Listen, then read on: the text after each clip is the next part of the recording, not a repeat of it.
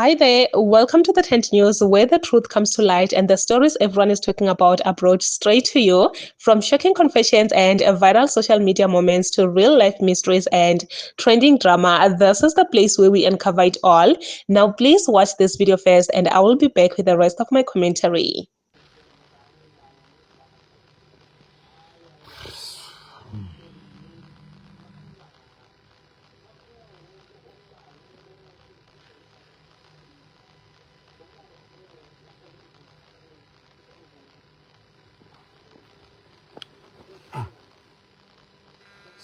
Sanibona wey'ngane zakwethu. Ake sikhulume ngebutho.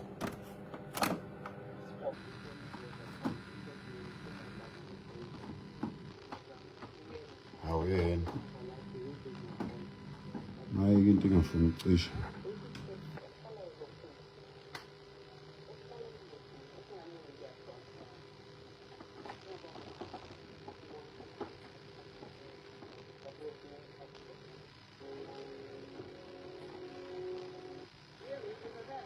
Awe.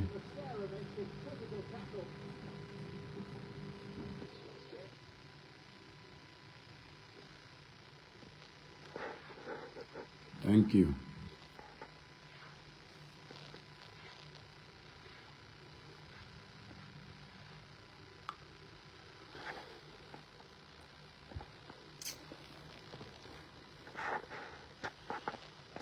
Sanibona ngane zakwethu. Sanibona abantu bakithi eSouth Africa.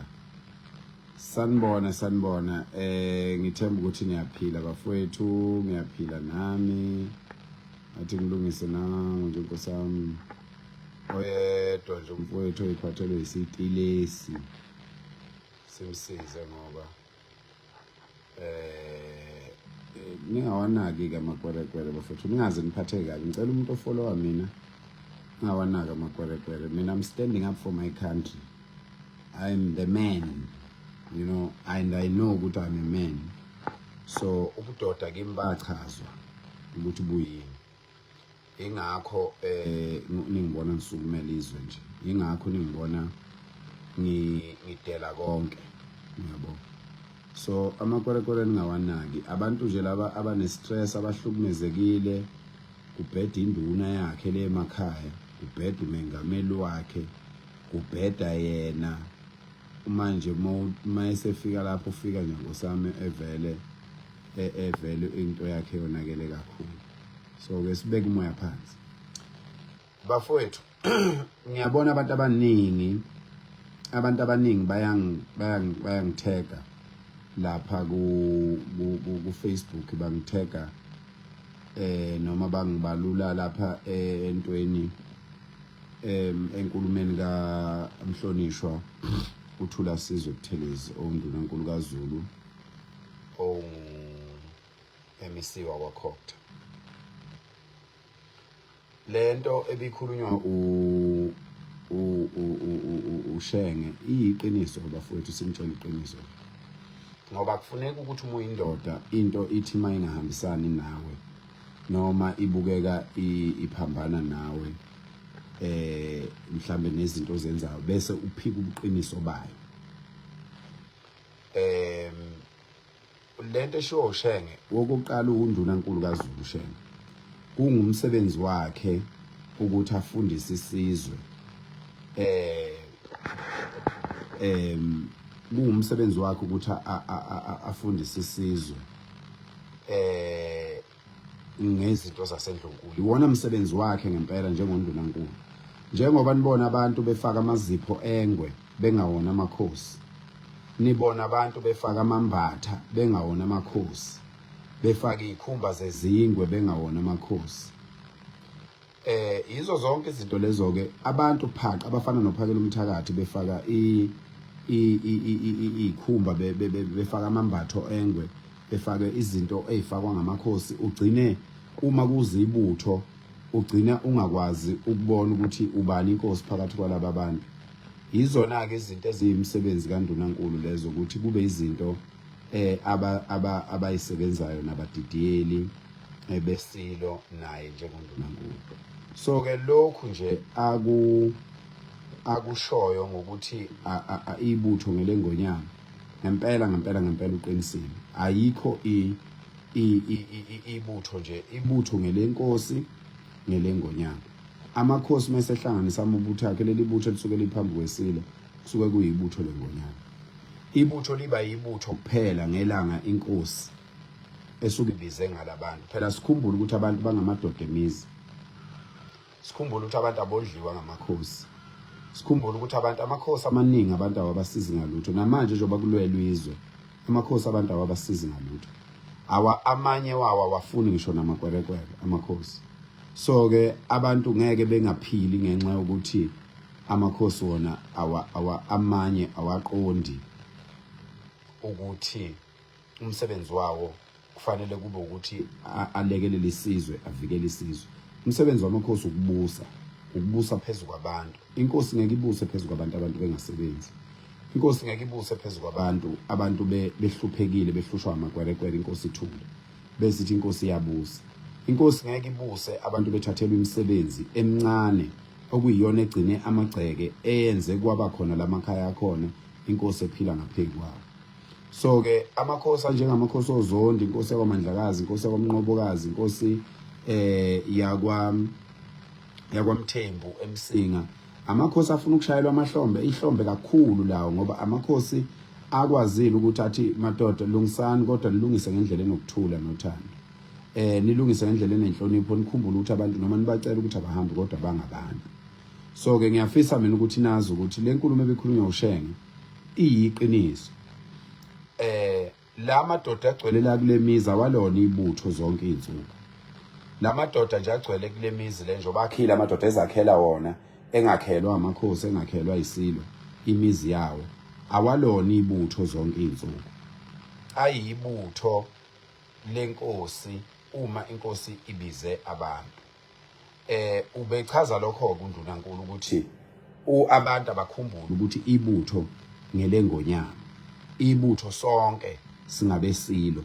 Ingakho kuzo zonke izinkulumo zami ongilalela mina ngiqala ngokukhulekela isilo, ngoba ngiyazazi ukuthi ngingowesilo.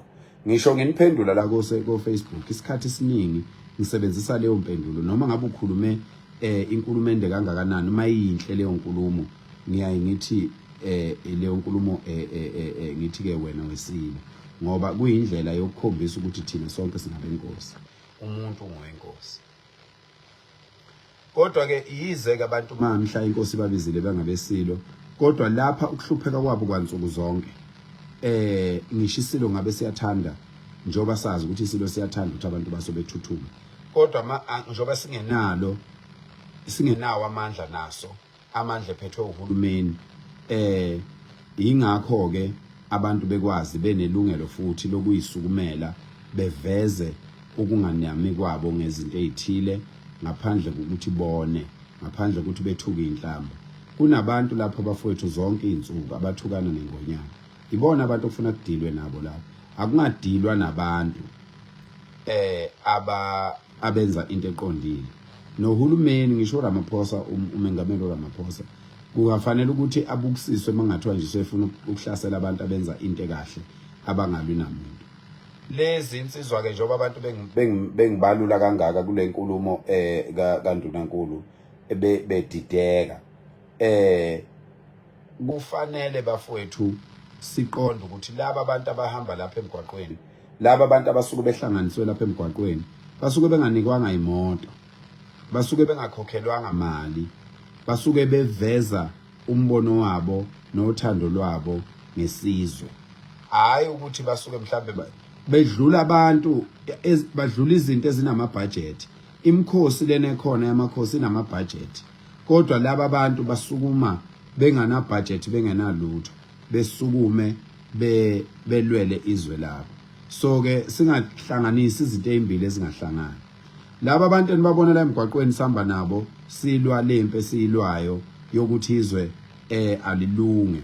Akubona ibutho bakwethu, asisifundeni isiZulu. Abanye phela nakuyo lento yaseNdlunkulu, nakuyo lento yobunsizwa namabutho nezinto zaseNdlunkulu nje zonke jikelele, abanye bayafika kuzo abazazi kahle, uyabona. So ke ibutho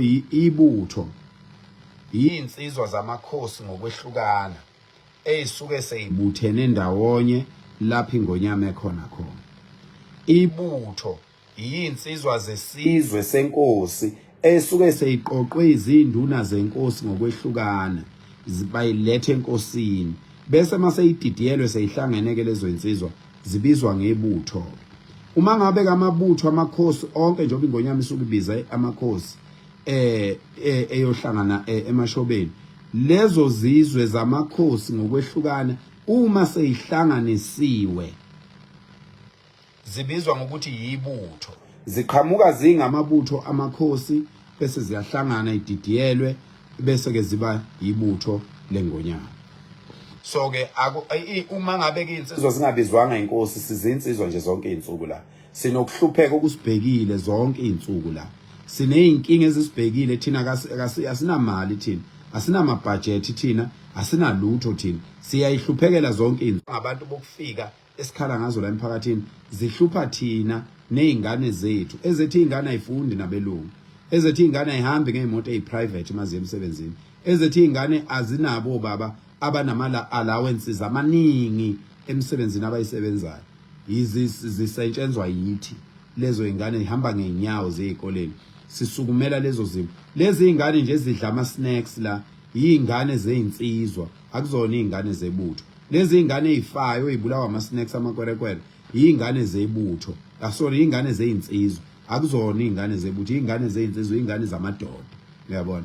Yothi ke mangabe sesibiziwe ke sahlanganiswa inkosi bese siba yibutho. Alikho ke ibutho insuku zonke. Ibutho liba khona mhla inkosi bize. Ngeke uhlangane nje nomuntu la emgwaqweni. Uhlangane nabantu behambela be10 beyiyela emshadweni kana insizwa yakithi siya kuyo sonke ngoJune. Na insizwa yakwaTetha lapha eMelmont. Uhlangane nalezo insizwa lezo ebese uthi lezo insizwa seziyibutho. Cha, insizwa maziyodeni odwendweni lwensizwa izinsizwa lezo.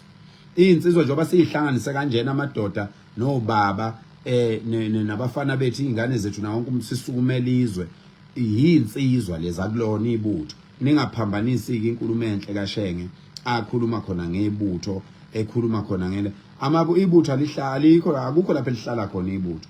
Ibutho liba yibutho mase kuhlangene siyinsizwa zilethwe enkosini. So ke ngicela mina ningangitheki einkulumeni zabaholi abasuke beyikhulumela ezinye izinto ezingahlangani nalokho engikwenzayo. Mina nginolwazi bancane kabi abantu, bancane kakhulu abantu abanolwazi lwezinto zobukhosi nendlela izinto zobukhosi kumele imiswe ngayo kunolwazi enginalo. Bancane khona ngisho amakhosi angenalo ulwazi enginalo mina ngezinto eziphathelene. Uphakela Mthakathi has decided to address the backlash that has been going on social media after his video where he chased these other women. And by that time he was talking about a king, which a king must be respected. When a king is talking, a woman must not do this. And I don't know who disagreed with him. And he told the woman to leave the place. And he even insulted the woman to say, that's why you do not have like, we can actually see that you don't have a man in your life just because you have a pay slip. Now you want to disrespect men. You understand me? So now he's actually trying to explain the whole thing of kings and how they must be respected, how he's actually explaining the history where it comes about to say kings must be respected. And guys, when I say women, even men as well, especially the video that he chased that woman away, people were not happy. Like, people were not happy with that behavior. Like, hey guys, like, if you saw the video, you know how everyone felt when you see that video, telling that women in front of a lot of people to say, we can actually see that you don't have a man. Like, what do you mean? And that lady, she's not a small child, man. You can actually see that this is a lady, this is a woman. It's someone who have got kids. And how about those kids? How about people that knows her? How about her? How did she feel when she was told that? And I don't even think she's the one who disagreed with him, by the way. But anyway, please comment your thoughts down below in the comment section.